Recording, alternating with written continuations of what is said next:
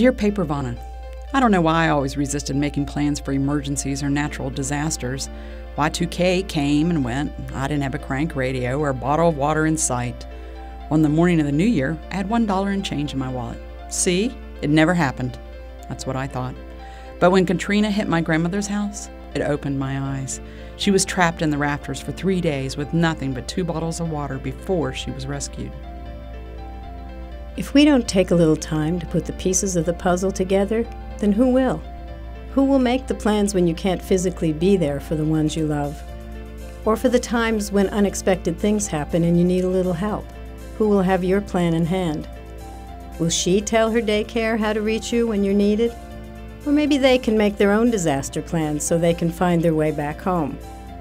Or he could certainly figure things out in an emergency, can't he?